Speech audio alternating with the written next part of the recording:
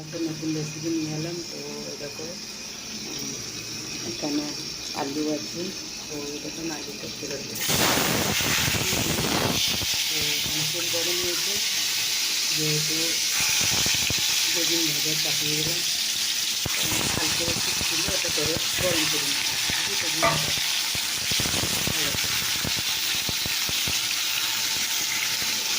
আর এদিকে বাঁধাকপি দেখতে পাচ্ছ, আর এদিকে ডাল,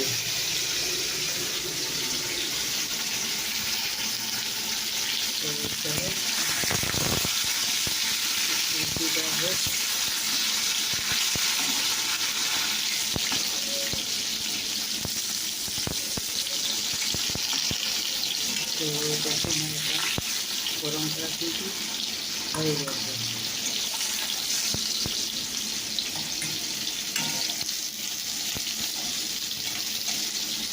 তো দেখো বন্ধুরা বেগুন ভেজেতে তেলটা দিয়ে দিলাম, তাই তেল দিলাম, 5 ফোড়ন দিলাম, শুকনো লঙ্কা দেবো।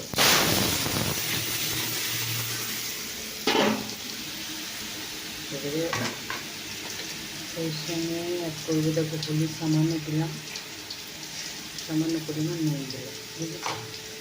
আর কিছু আমি দেবো না।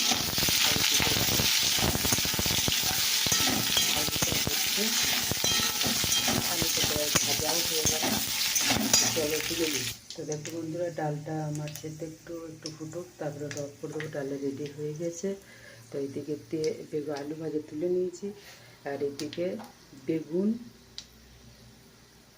ভাজা হয়ে গেছে, আর এদিকে 5 ফোড়ন তেজপাতা দেওয়া আছে, তেলের সঙ্গে হয়ে গেছে। তো চলো আমি আবার কপিটা বাঁধাকপিটা তুলে দিই।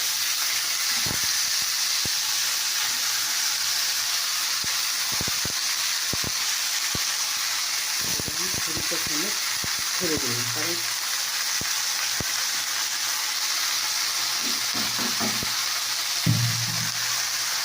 এটাকে দিতে হবে, রেখে দিলাম।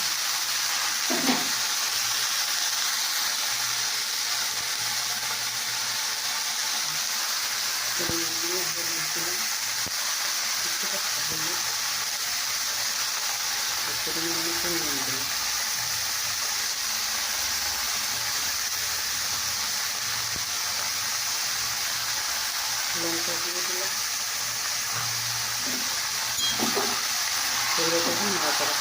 তো দেখো বন্ধুরা বাঁধাকপির এটা একটা সাইডে জিরে গুঁড়া, ধনে গুঁড়া, এদিকে রসুন দিয়েছি।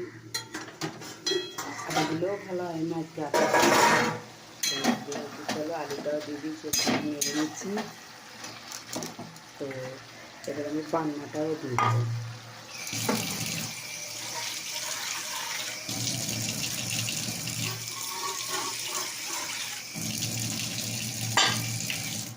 এবার পান্না দিয়ে দেখো এইটাকে ভালো করে জল মেরে কষতে হবে। কষলেই তোমার তরকারি রেসিপিটা হয়ে যাবে, বুঝেছো?